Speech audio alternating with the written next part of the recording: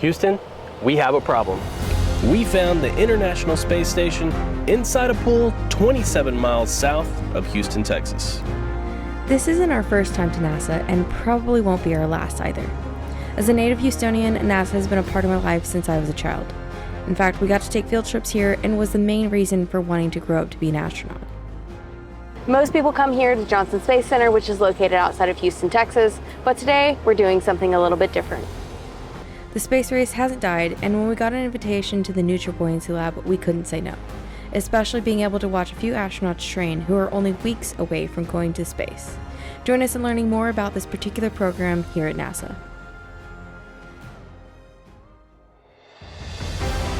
It's a very niche job, and I was lucky enough to get this position, and I hope that I can do it for a lot more years. I work for the Human Test Support Group, and we're a group of 12 or 13 or 14 people. Most of them are aerospace physiology specialists. So we give training classes to astronauts, pilots, test subjects. The other thing that we're responsible for is all the medical safety of everybody in the building here. We do physical exams on the divers and the astronauts every morning before they dive. And then we operate a hyperbaric or a dive chamber in case there's any dive emergencies. The building is named after Sonny Carter.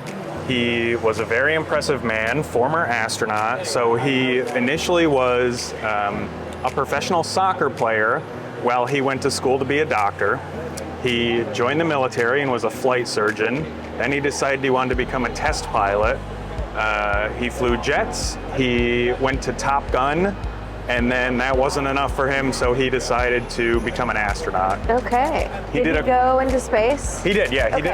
He did a couple of space missions. Okay. And then sadly, he was killed in a commercial plane crash in 1991. Come on this way and we'll go up to the pool deck.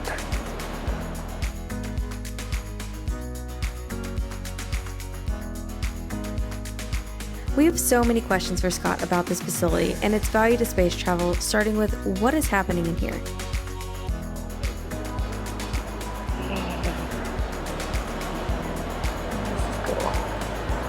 So welcome to the Neutral Buoyancy Lab.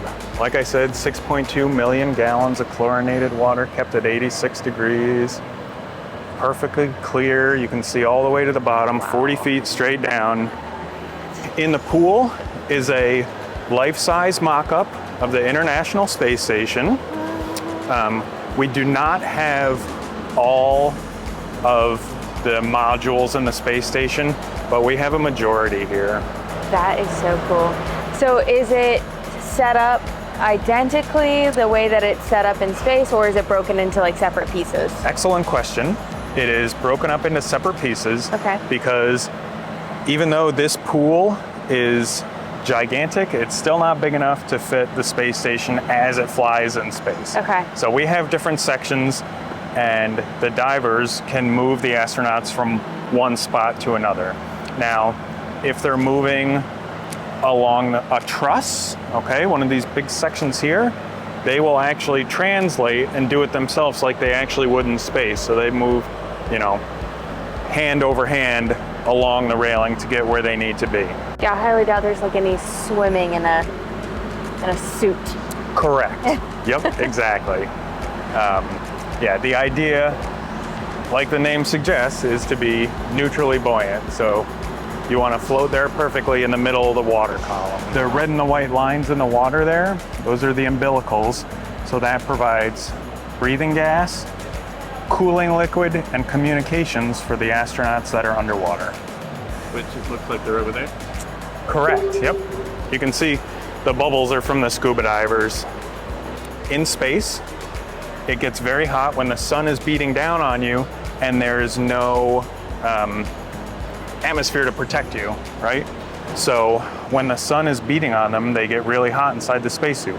So they wear what's called an LCVG, or liquid cooling ventilation garment. It's basically like a skin-tight suit with a whole bunch of water tubes running through it, and they circulate cold water so it cools them down. Okay.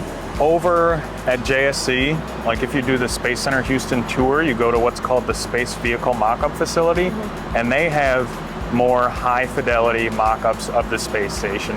So they do a lot of training over there where the astronauts will actually go in, every button is in the right place, all the switches work and all this. So they really get to understand what the inside is like. This is mostly, this is all work on the outside. Okay. You can see, right, so that's not what the space station looks like. It doesn't have a bunch of holes in it, right? This is all size and shape specific. And then we have a lot of, like, if they're working on particular items. So one of the things that they've been working on recently is called the IROSA, the International Space Station Rollout Solar Array. Basically, it's brand new solar panels to provide energy. They go up, they install it, and then hit a button and the solar panels like unfurl and roll out, and they're massive. So How do they stay open all the time? forever, yep. Okay. Yep.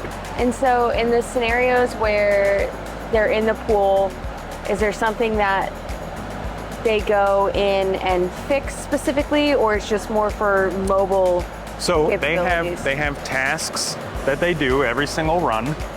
When we go upstairs into that little corner room there, that's the test conductor area. Okay. Somebody sits up there and controls every single step, task by task by task. So today, I believe they're working on microorganism collection. So they're like swabbing the outside of the space station to see if stuff is growing out there. Okay. Like I said, the other thing that they've been doing a lot of work recently is those solar arrays. So we have mock-ups of the solar arrays that get installed. Somebody comes in, the astronaut will, turn a bolt or something like that, and they'll practice installing it just like they would on when they do their spacewalk. All right, my next question. Yeah. There's like 60 sections for diving equipment. Yep. How often do most of these go in all together? Or is it just like never all space together. holders? Never Okay. all together. So these are all the divers that work in the building, right? Okay. And a lot of them are engineers or test conductors or facility managers and things like that, but they still have a set of gear that they keep.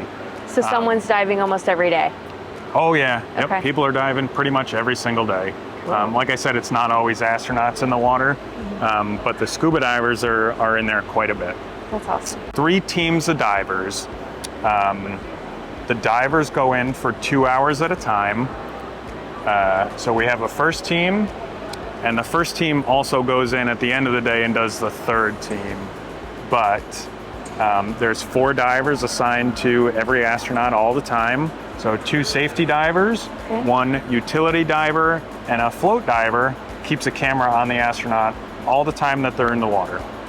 The astronauts go in the water for 6 hours at a time. Whoa. Now, you can't eat while you're in the spacesuit, but we do have a little water pack that's in there so they can drink. However, if you have to go to the bathroom, they wear a diaper. All right. So, but we can't call it a diaper, so it's called a maximum absorbency garment, or MAG. It makes it sound more sophisticated.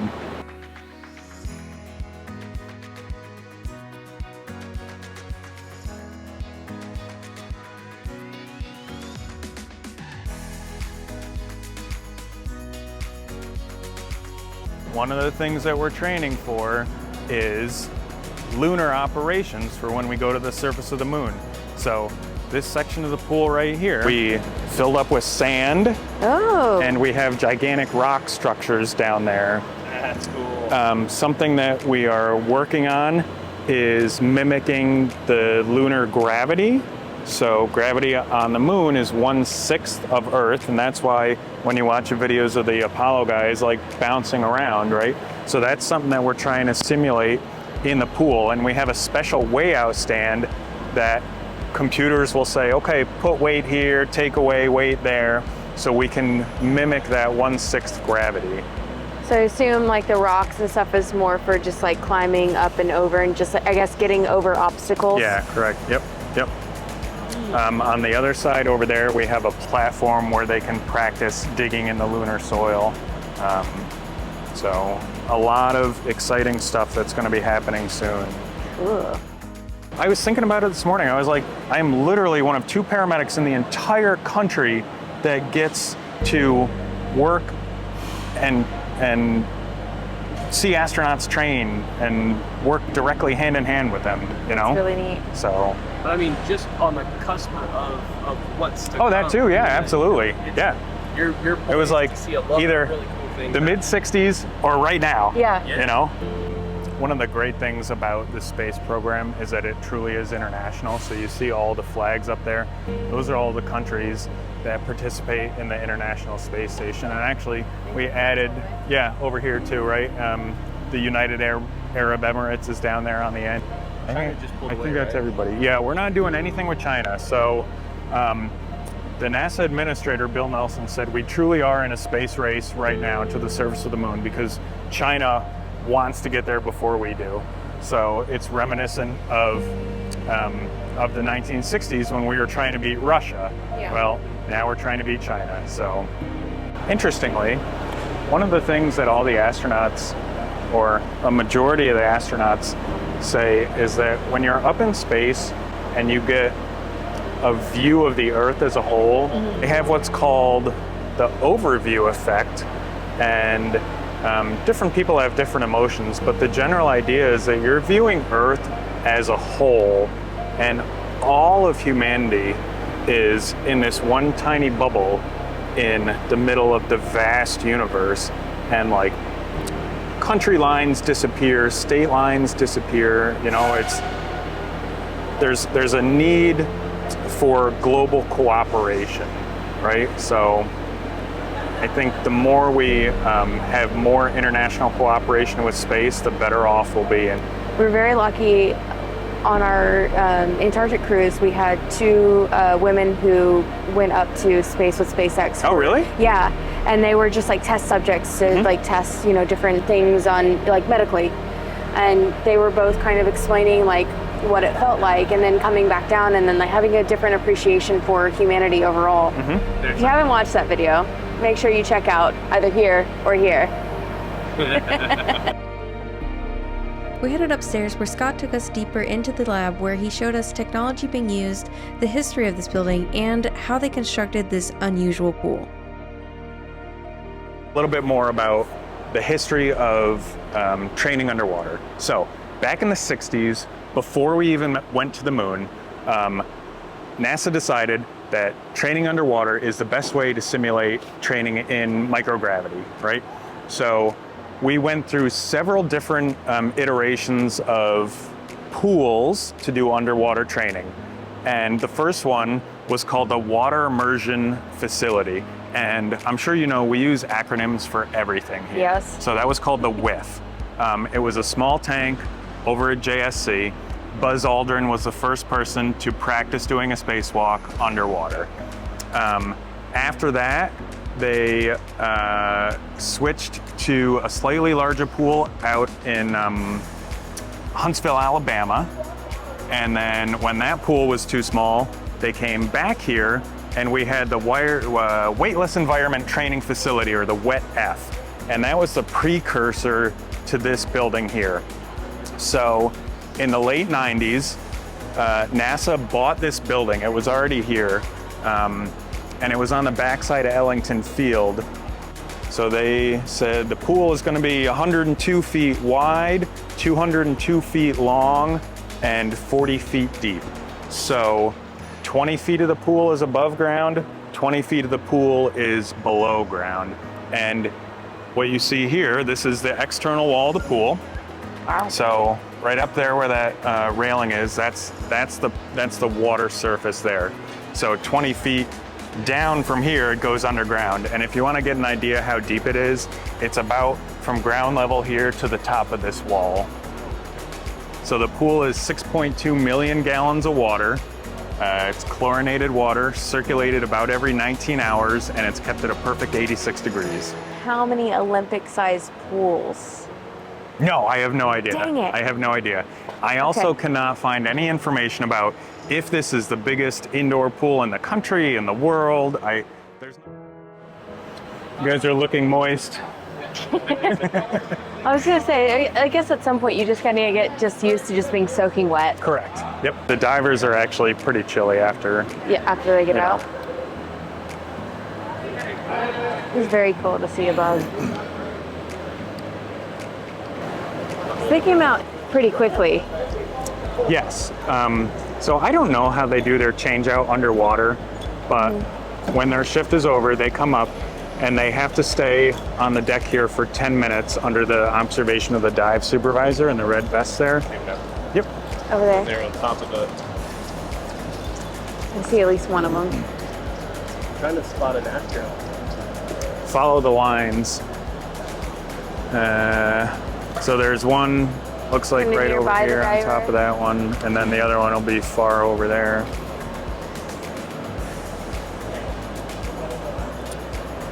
So this is the liquid cooling and ventilation garment that I was talking about.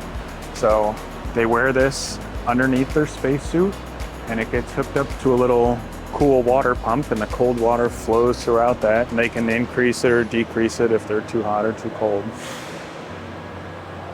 When You can was this see all mannequin the put in? tubes. Good question. He's like from the 1950s. Maybe. I don't know. You can tell only because of the face Yeah, right? and the hair. Speaking of the beginnings of the building, have you ever seen Armageddon? Yes. They filmed a whole bunch of it here. Oh, so in this exact same Yeah. pool. Yep. Very Yep. cool. So Find the scenes of those. some of the Right now. All right, looking good, Bear. Clamp it down. Watch your time, Independence team. Thanks, Harry. Would you mind letting me run my own team? You're gonna blow the train, AJ. Slow it down, baby. Take it easy, Bear. Just relax. You can handle it. AJ, you're at 600 feet. Your pipe is long. Let's back the arc. some of the older people that I work with that have been around for a while, got to meet all the crew and everything like that. So yeah, it was really cool. This is the EMU up close. So it's in two portions, right? You have the LTA, or lower torso assembly, and then the upper part is called the HUT, or hard upper torso. And it's got all ball bearings and everything in there, and this is some of their tethers that they use. So a lot of what they do is safety tethering, clipping onto one part before you move to the next, right? Because you don't want to float away from the space station. The way that we distinguish between the two astronauts doing a spacewalk is by the red stripes here. So EV1, or extravehicular number 1, is always in the red stripe. EV2 has no red stripe. Ah. So is one more important than two, or is Nope. one have like Nope. a superior job position? No? Nope, Okay. they just have different tasks. Are these all form fitted to each astronaut, or are they all the So, same?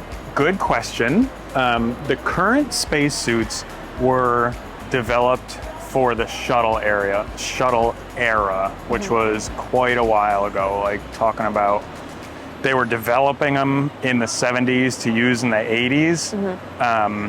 And most of the astronauts back then were former military test pilots and all males. So we only have 3 sizes of spacesuit right now. Now they can make a lot of adjustments. They can shorten things up. The gloves especially can be very customized to each individual person. But as far as the upper torso part, you have medium, large, and extra large, and that's it. With the new spacesuits that we're developing, they want it to fit 90% of the general population. So a much larger group of people will be able to fit comfortably into the spacesuits. This is what's called the test conductor area for the A side of the pool. So we call it TCA. And the 3 people that are up in the front row there, they're the ones that are controlling all the EVA tasks for the day. So they're going to have a worksheet in front of them that says literally step by step what each person is supposed to do while they're underwater. So the 2 big full screen monitors in the front there, EV1 is always going to be on the left and EV2 is going to be on the right there. So you can see the little stripes striping. kind of look purple, dark blue underwater, right? does the PTU, and then he passes the clamp between the PTU and the light, and then does his PCA.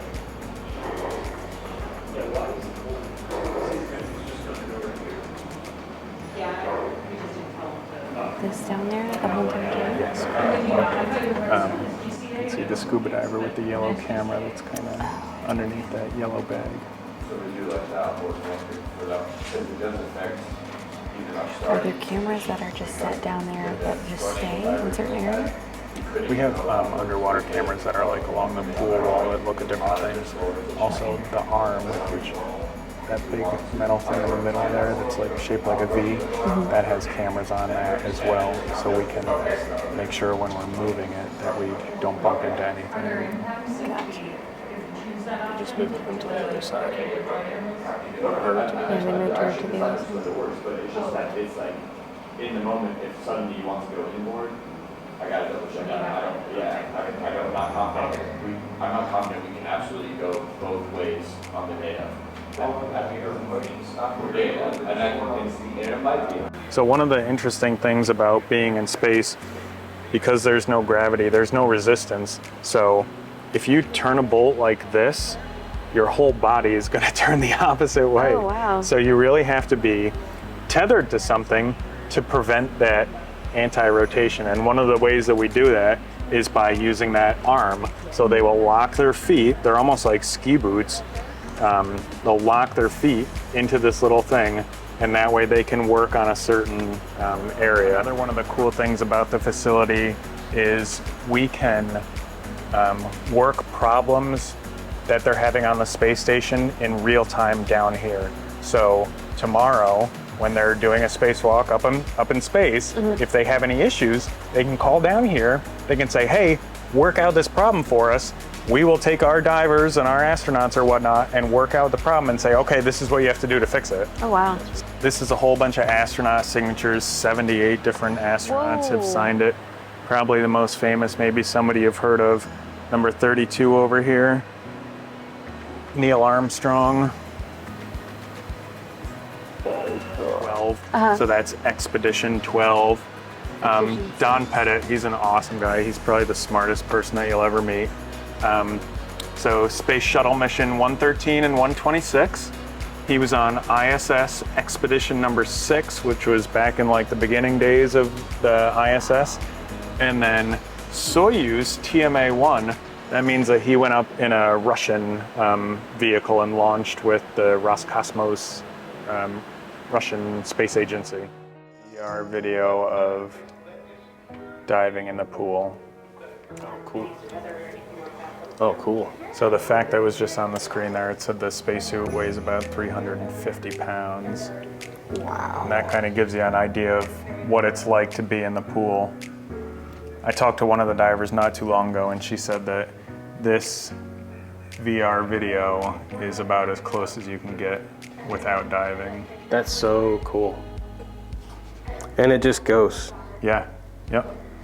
You see what I mean? It like, the first time I got in there, it was almost dizzying. Well, and that's what I was just about to say, was looking down. I don't know if you can see me kind of moving back and forth or not, but that is incredible.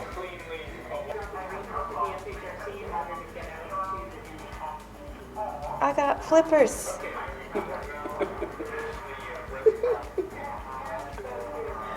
So look straight up in the air. Kind of gives you an idea being underwater.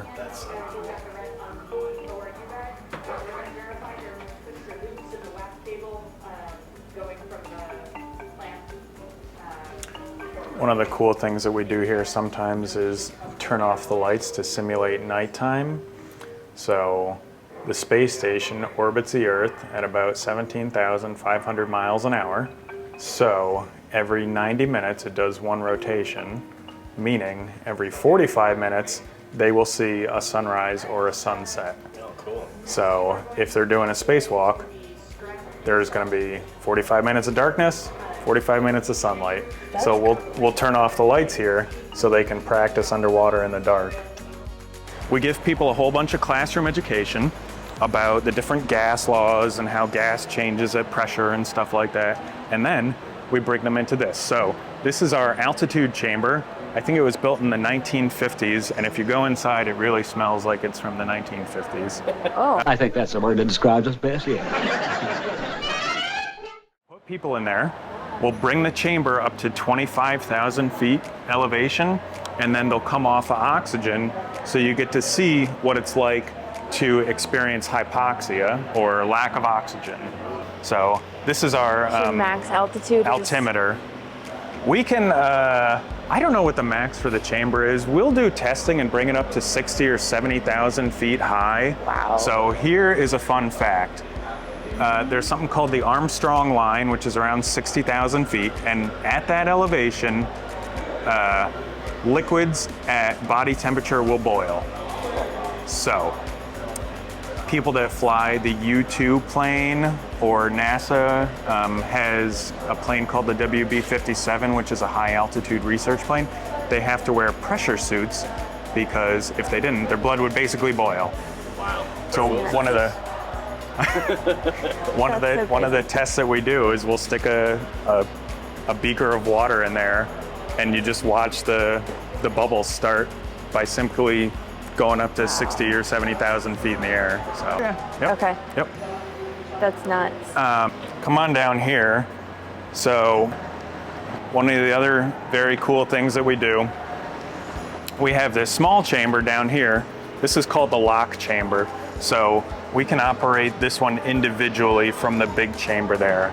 And what we will do to simulate a rapid decompression, so say you're in an aircraft and a hole pops in the side of the plane, right? It's called a rapid decompression because the aircraft itself is pressurized.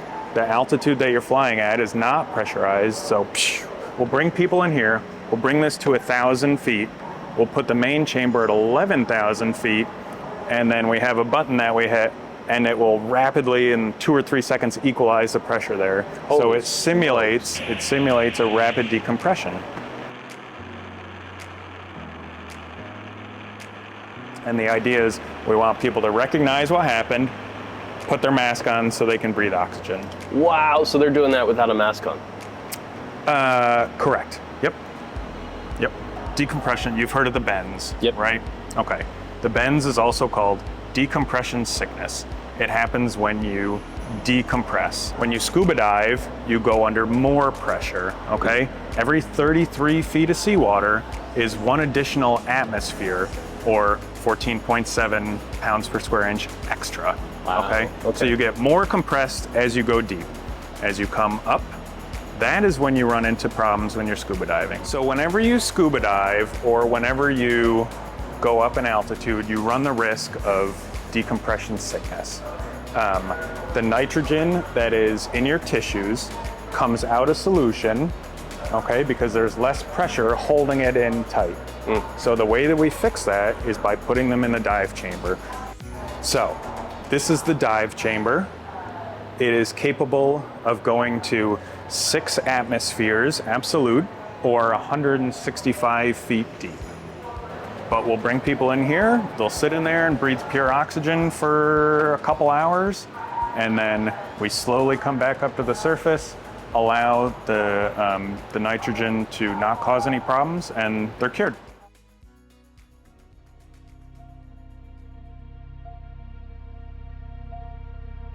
Scott, why do you think NASA and the space program is so important?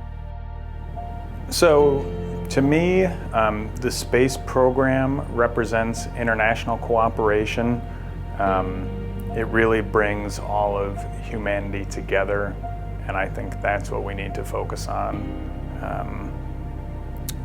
Beyond that, there are so many science experiments and innovations that NASA has come up with that people don't even realize.